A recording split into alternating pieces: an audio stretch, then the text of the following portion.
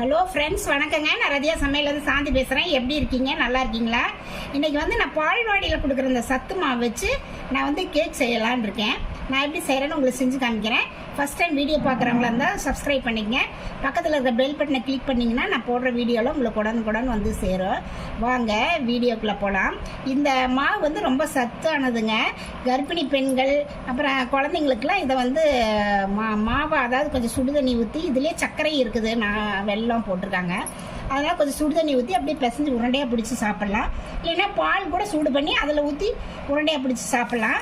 நான் இதில் இன்னைக்கு கேக் செய்யலான் இருக்கேன். நான் எப்படி செய்கிறேன்னு காமிக்கிறேங்க. வாங்க வீடியோக்குள்ளே போகலாம்.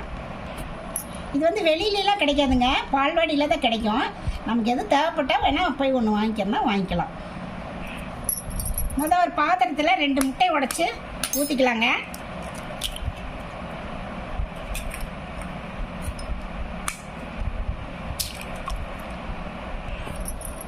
இதை பீட்ரு வச்சு நம்ம அப்படியே பீட் பண்ணிக்கலாங்க.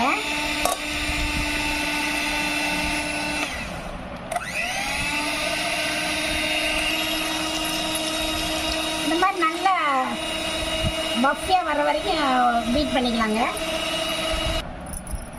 இது வெண்ணெய் பீட் பண்ணதுக்கப்புறம் 1/2 கப் சாரிங்க, முட்டை 2 நல்லா பீட் பண்ணதுக்கப்புறம் 1/2 கப் நாட்டு சர்க்கரை ஜலிச்சுட்டு போட்டிருக்கேன். ஏன்னா இதில் கட்டி கட்டியாக இருக்கும். அப்புறம் வெண்ணெய் ஒரு 1/4 கப்புங்க. அதையெல்லாம் சேர்த்து கலக்கிக்கலாங்க.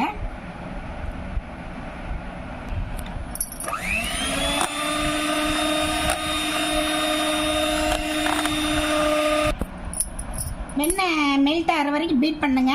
அதுக்கப்புறம் இந்த சத்து மாவு இந்த கப் இருக்குது பாருங்கள், இதில் 1 கப்பும் ஒரு 1/2 கப்பு எடுத்துருக்கேன். மொத்தம் 1/2 கப் எடுத்திருக்கேன். இதை கொஞ்சம் கொஞ்சம் போட்டு அப்படியே மிக்ஸ் பண்ணிக்கலாம்.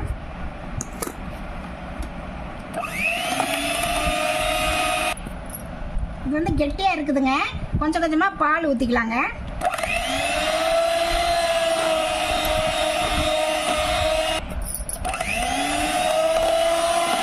இந்த பால் இதோட சேர்ந்து வருமா நல்லா பீட் பண்ணிக்கலாங்க.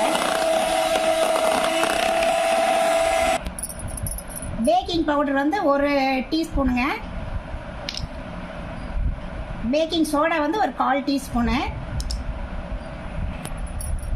இது வெண்ணிலா எசன்ஸ் 1 டீஸ்பூன் ஊற்றுறேங்க. உங்களுக்கு வேணும்னா இருந்தால் ஊற்றிக்கலாம், இல்லைன்னா அந்த முட்டை வாசம் போகிறதுக்கோசரம் நம்ம இது ஆட் பண்ணுறோம். இதெல்லாம் ஒன்றா சேர்த்து மிக்ஸ் பண்ணிக்கலாங்க. ஒரு கேக் ட்ரே எடுத்துக்கலாங்க. இதில் வெண்ணெயா நெய்யை நம்ம இதில் நம்ம அப்படியே எல்லா பக்கம் நம்ம தடவி வச்சுக்கலாம். நாலா பக்கமாக பாருங்க, இந்த மாதிரி வெண்ணெயை தடவி விட்டுட்டு நம்ம இந்த சத்து மாவே அப்போ டஸ்டிங் பண்ணிக்கலாம். டஸ்டிங் பண்ணதுக்கப்புறம் இந்த ட்ரேயில் நம்ம அப்படியே எடுத்து ஊற்றிக்கலாங்க.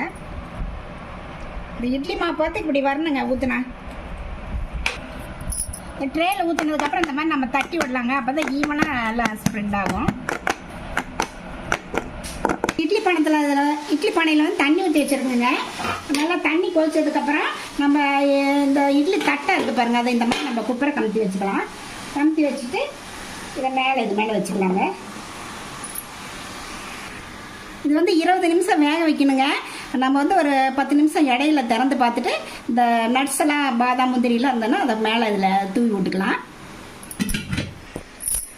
ஒரு 10 நிமிஷம் ஆயிடுச்சுங்க, திறக்கலாம். இதில் நம்ம இந்த நட்ஸ் இது மேலே அப்படியே தூவி விட்டுடலாம். நட்ஸ் எல்லாம் தூவி விட்டுருக்கு. இன்னொரு 10 நிமிஷம் இதில் இருக்கட்டுங்க. 20 நிமிஷம் ஆயிடுச்சுங்க. குத்தி பார்த்துக்கலாம். பாருங்க, ஒட்டலிங்க, நல்லா வெந்துருச்சுங்க. அவ்வளோதான், இது முடிஞ்சது. நம்ம இதை அப்படியே ஆற விட்டுக்கலாம், எடுத்து வெளியில் வச்சுட்டு. பாருங்க, நல்லா ஆறிடுச்சுங்க. நம்ம இதை அப்படியே எடுத்துடலாங்க. பாருங்க எப்படி நீட்டாக வந்துருச்சுன்னு, அப்படியே மெதுன்னு இருக்குது பாருங்க. நம்ம அப்படியே இதை நம்ம கட் பண்ணிக்கலாம்.